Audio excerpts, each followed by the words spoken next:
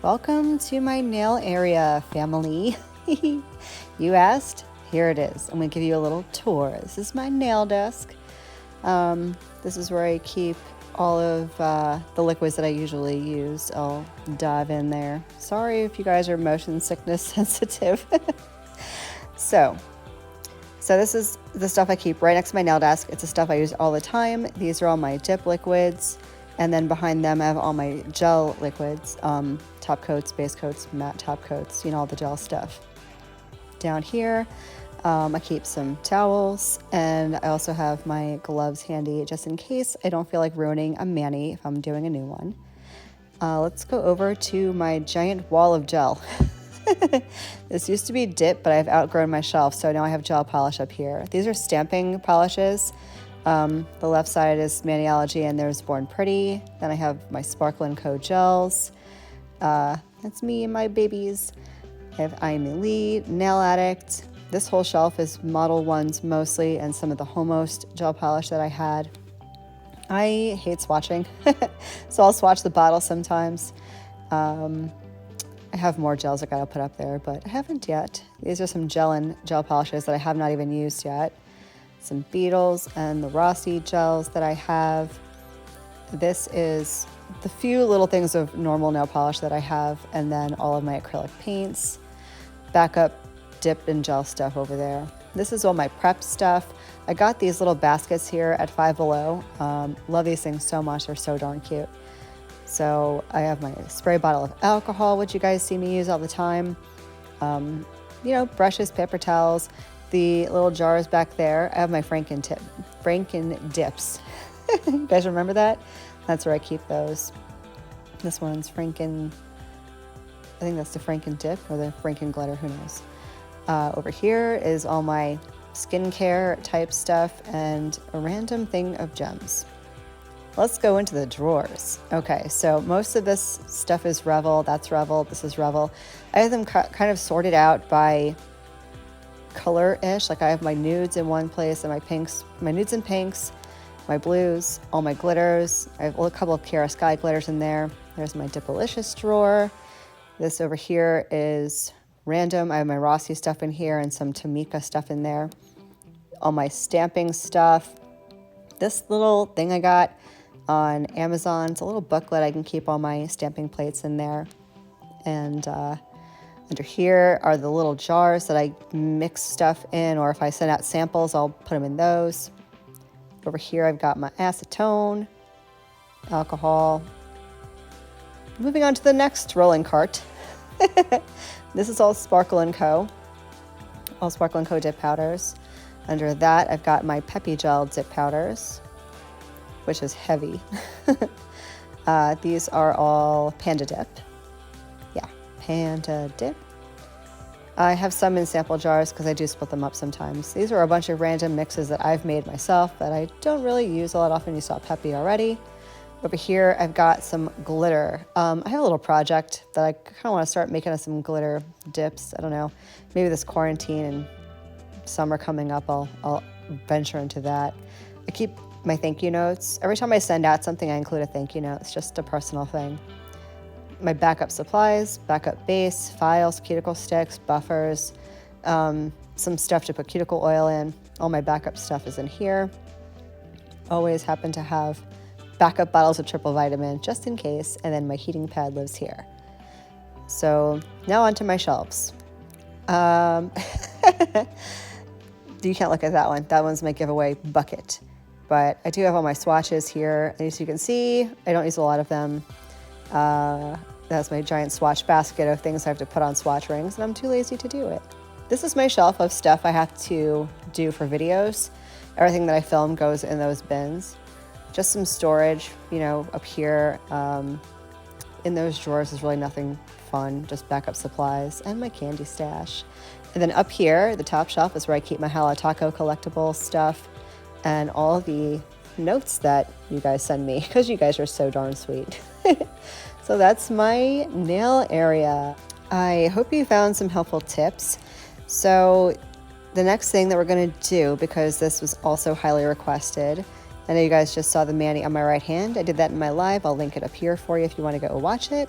I'm going to show you how I at least use my e-file for removal, prep, and finish filing. It's going to be all filing. If you want to see the mani that I'm doing in this video, I'm not sure if it'll be the video before this or the video after this.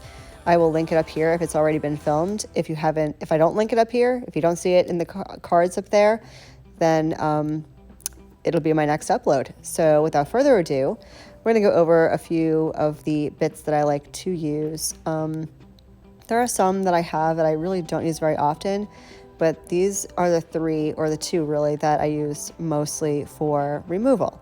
They are, I believe they're tungsten or titanium bits. I'll leave them in the description box. I will leave everything that I can in the description box. These two are very teethy, and one of them is a safety bit. That's what I'm going to show you how to use today. This is my favorite bit for removal. It is very coarse and aggressive, but that safety bit really does help protect your cuticles when you're filing up near the cuticle area. And I can't stress enough to never, ever, ever use these bits on your natural nail. These are for over product only, and I only use them for removal because I think they take off too much product if you're doing your finish filing and contouring and stuff like that. So I'm going to take this bit, and I have it on like a low to medium speed as far as the direction goes. You know, if you're going left to right across your nail, then you want the file to be going right to left. So you want your file to go opposite the direction you're moving with your e-file. I hope that makes sense. So I'm going to go ahead and I'm just going to graze over the entire nail. I tend to start at my cuticle. You know, it's a personal thing, I suppose. But I'm just going to remove all of the shine off of my nail. And that will make my nail ready for soak off. So there are a lot of bits that you saw in my little bit carrier thing. Most of them are cuticle bits, but I mean, here's the thing with bits. You're going to find something that works for you and something that you feel comfy using. And I feel like that's kind of like the thing. It's really personal preference. However, you can most comfortably get your job done without injuring yourself is what you want to use. Also, for those of you who struggle with using an e-file with your non-dominant hand, that's what I'm doing right now. I try my best to stabilize my hand on anything. I lean my forearms up against the edge of my nail desk, so that stabilizes my whole arm. And with my hand, if you can see in the back, my pinky is up against my knuckles. That is going to stabilize my hand a little bit more. If you are even more uncomfortable than I am using an e-file with your non-dominant hand, you can just move your dominant hand around and keep your non-dominant hand with the e-file straight. That might be a very, very easy way for you to start using the e-file with your non-dominant hand. And I'm probably going to sound like a parrot. I know I've said this like a million times. The more you practice, the better you're going to get with it. And if you're not comfy practicing on your own hands, I think practicing for removal is probably the best idea with a safety bit. It's probably the least chance you're going to have it injuring yourself, and who cares if your product comes off because you're practicing. So removal is a great place to practice. Practice on swatches too. If you want to practice on a swatch for removal or for prep, or whatever you want to do, great option. I think that's really the only way I learned how to do it, was mostly doing it on myself and doing it often. If you are the kind of person who does a mani a week or a mani every 2 weeks, then you might want to consider practicing on swatches, just so you can, repeat the process without having to redo your nails all the time. For me, obviously I do my nails constantly, so it's not that big of a deal. But if you're not like me, which I'm assuming most of you aren't, grab some swatches, practice on those.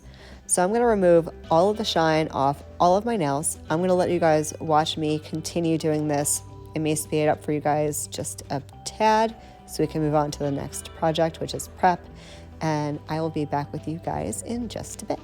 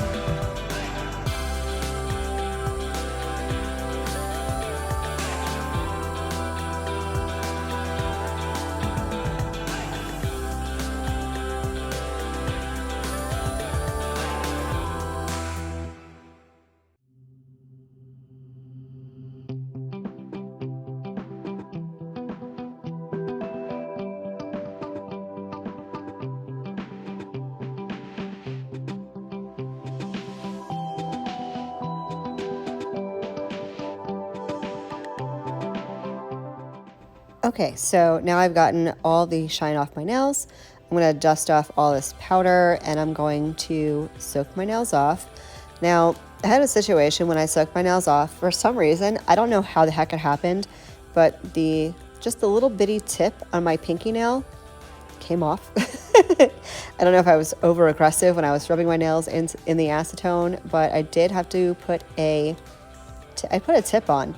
I didn't do a tea bag tip. I used an actual nail tip and I just cut it to shape. So I don't know if you can hear my crazy girls screaming in the background. They're outside playing in the pool. Anyway, we're going to go on to prep. I know you guys have seen me do prep. I'll leave my updated prep and removal video up here for you guys if you haven't seen it. It's, pretty much detailed removal steps for you. If you're looking for that, great video. If I do say so myself.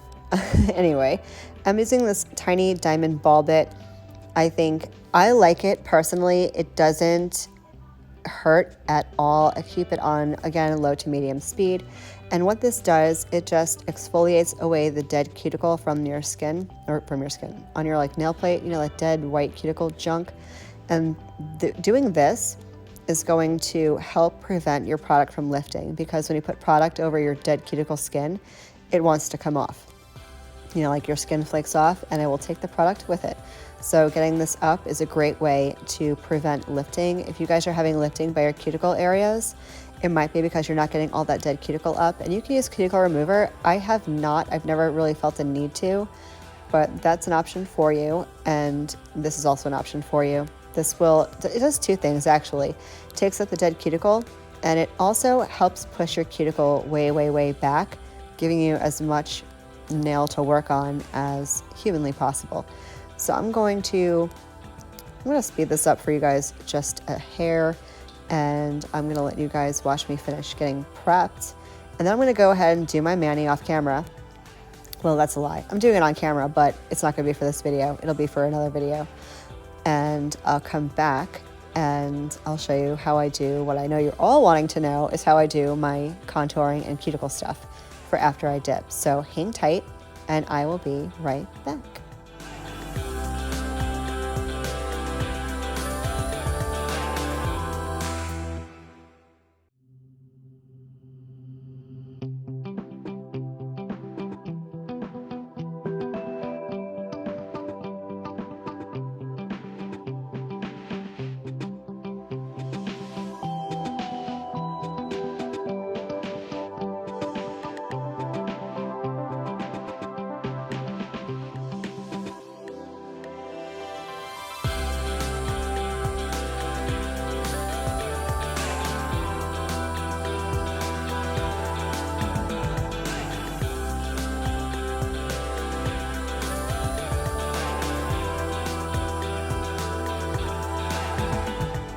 So you guys saw me put on my dehydrator. My what? My dehydrator, which you can make yourself if you can't find the Mia Secret. I know it's unavailable right now. It's a mixture of 50% alcohol, 50% pure acetone, and boom, you've got dehydrator. You can always use alcohol alone if you need to. So I'm going to go ahead and get filed up. I will cruise through the filing. Actually, maybe I'll just explain some stuff to you guys. So for this nail shape, which is new to me, I'm not going to presume to tell you how to do this because I don't even really know if I know what I'm doing. I've been a square girl for so long, and this was totally new and out of the box for me, but I've been wanting to do something totally different anyway. So I'm just going to take my very coarse nail file. This nail file is a 100/100 grit. I would never use this on a natural nail ever. I'm going to tell you something, and I hope you're still here listening to hear what I'm going to say. I've said this to a few people in private DMs over the last couple of weeks, but I do not ever file my naked nails, ever. I feel like filing your naked nails can fray the free edge, which can cause peeling and breakage and thinness, and I just don't do it. And I'll tell you, since I've been prepping and doing things the way that I'm doing, where I'm not filing my natural nails at all, and just I exfoliate the cuticle area like you saw, and that's it for my prep. My mani will stay on, and this may vary depending on your body chemistry, because if you have naturally oily I can't today, naturally, naturally oily nail beds, then you may need more extreme measures than just a dehydrator.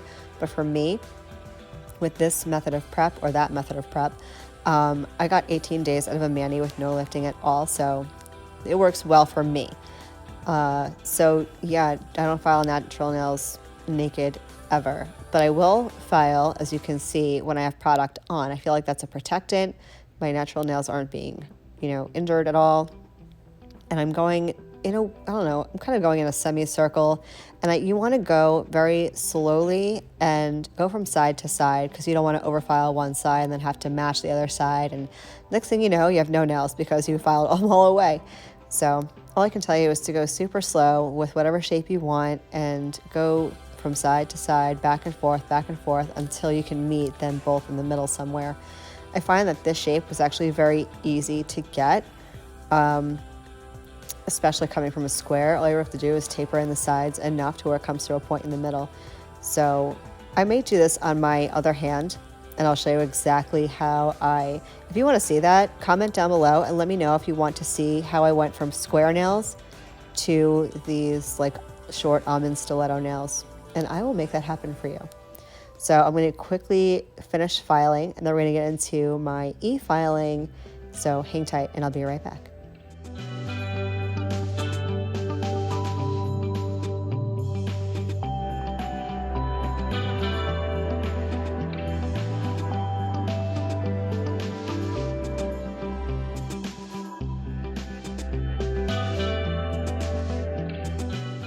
Okay, so I know for most of you, this is the part where you struggle the most.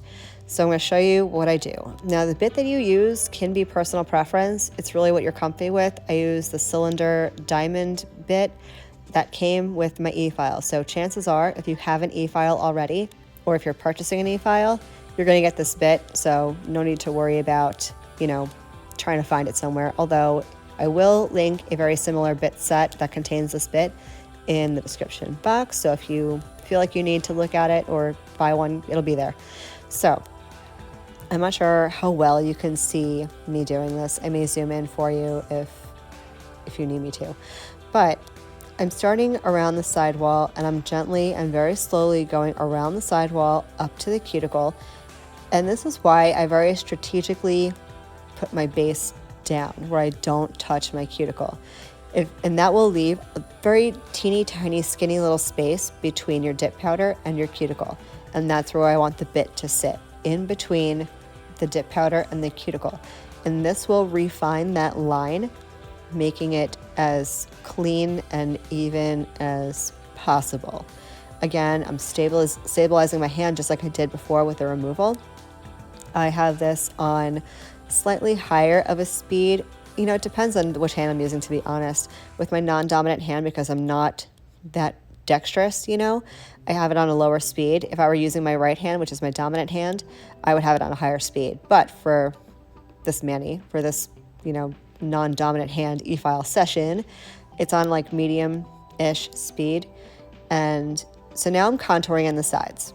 And once I get my cuticle line clean, I'm going to contour in the sides, and this will help create that curve up on top.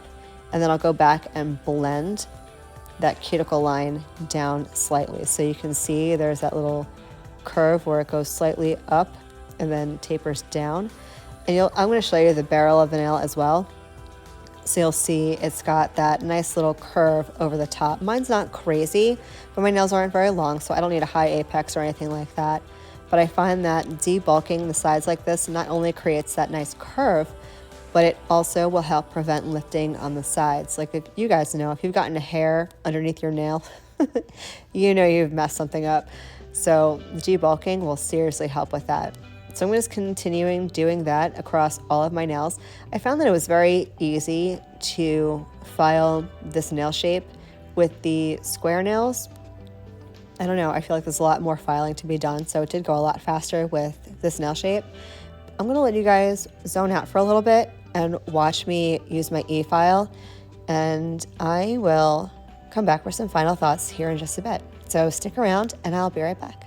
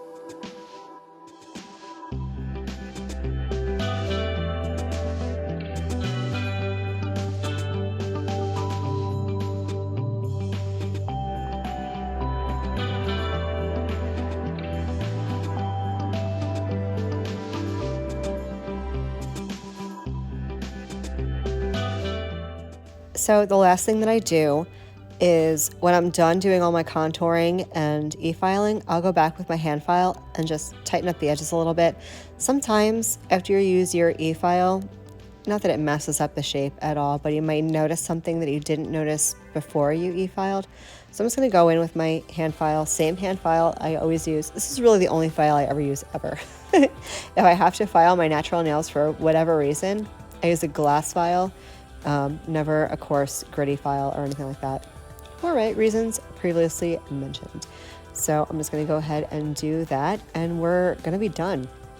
I really hope that this video helped some of you guys out who are new to e-filing or struggling with e-filing. I think I can't say it enough to just practice and practice and practice and practice and practice. I mean, you got to think about it. I was not good at e-filing when I first started. It was a big scary machine that made me bleed. But as you can see, doing it with my non-dominant hand isn't a train wreck anymore. So just practice and don't be discouraged. Don't give up, because it does take time. I mean, this is something new. You got to work at it. Well, I hope that you enjoyed this, and I hope you like the mani that I'm about to do, and I will see you guys in my next vid. Love you. Bye.